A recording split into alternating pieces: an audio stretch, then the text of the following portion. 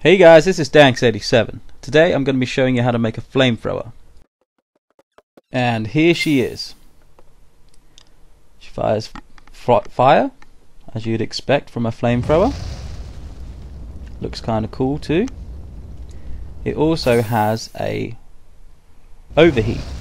So as you can see on the side, there's a timer going down, and now it's overheated, so it will stop. When I let go of the trigger, I can then use it again.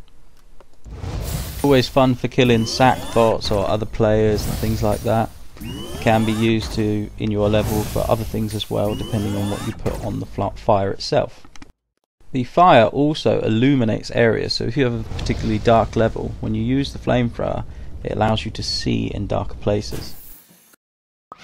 Okay, so what you're going to need is a blaster handle, emitter, and a danger tweaker. First up, I'm going to show you a very basic gun, like I always do. However, for this tutorial, I'm also going to show you how to make it look great. That's why this tutorial was slightly longer. We start off by using a basic metal. I've made this metal static, so that it doesn't drop to the floor while I'm creating it. It really doesn't matter with power-ups, because you move the power-up and they can be moved. Okay, so you can see I've got a basic gun shape. For the sake of making it look good, I'm going to use the cut tool, or slice and dice, so I can cut out the handle itself, so it becomes a separate object. Then I can move it around and shape it with the corner editor. A little bit of movement is good. Make it a little bit thinner. There we have it. So to start off with, we're going to use a blaster handle, and we're going to place that on the handle of the gun. Inside the settings of the blaster handle, we want it to be a gripped hand, so it's got to be a fist. Next up, we are going to place a microchip on the end of the gun. This is going to be where our flames come out of.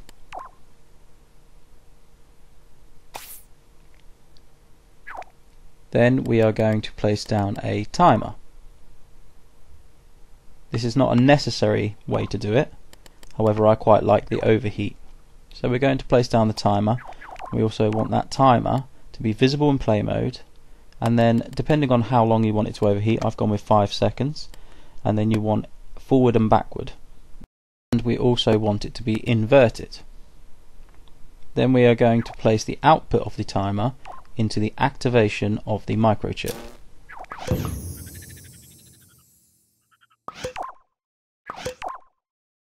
Next up, we are going to grab our emitter and place it into the microchip. We're going to want some forward velocity, around 6 is good.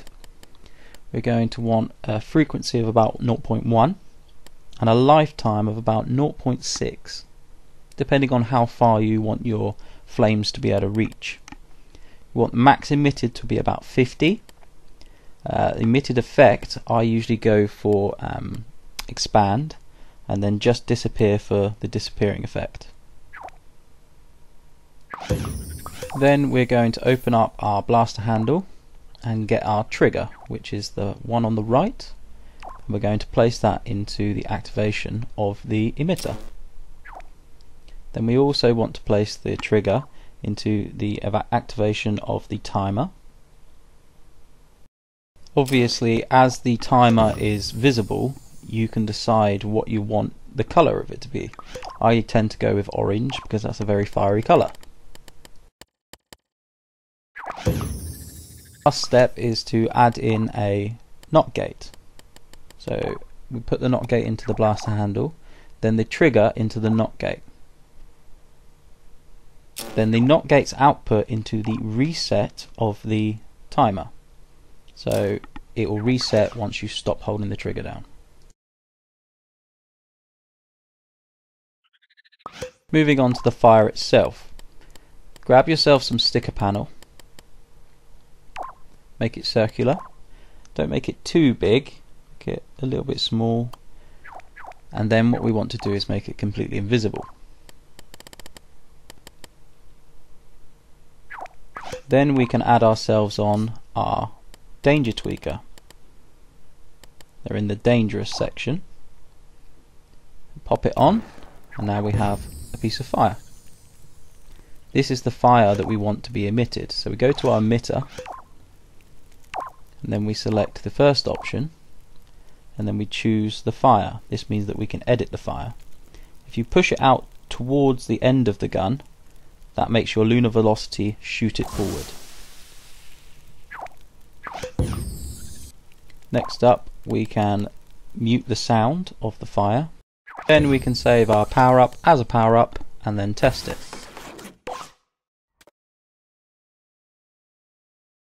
That's everything you need to know to make the flamethrower work.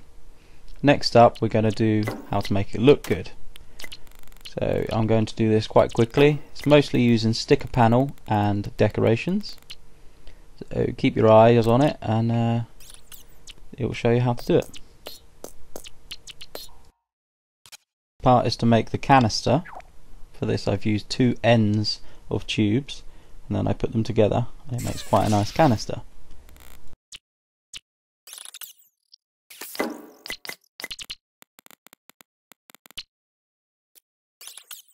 Using some decoration wires, you can make it look like there's wires coming to and from the canisters. I add a little nib at the front so that it looks like you have a little fire at the front ready to ignite the whole flame.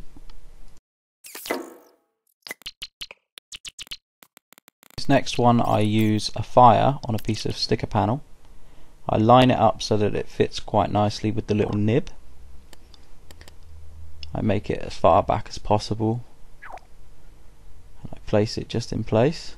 Then I make a duplicate which is inverted so it looks slightly different from the first. Line it up with the first so it's around the same angle. Then we're going to make them animated. So I'm going to open up the blaster handle, and I'm going to add in a randomizer.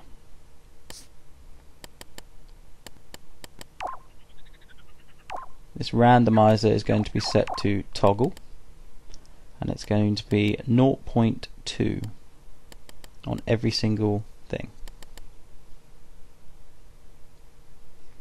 Then I'm going to add two timers, both of 0.2, and they're both going to be forward-backward input.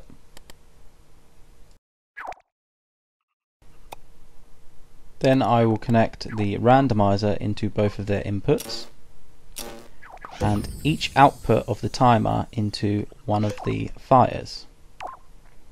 First, we want to have some off on the fire. We want it to be a dimmer, and we want it to be completely invisible, but we want the brightness to stay full.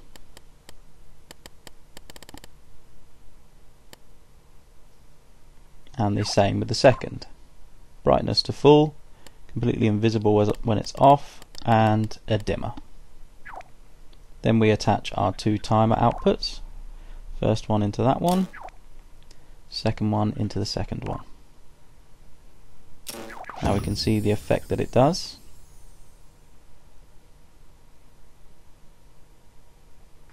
Then we are going to stick both of these on top of each other.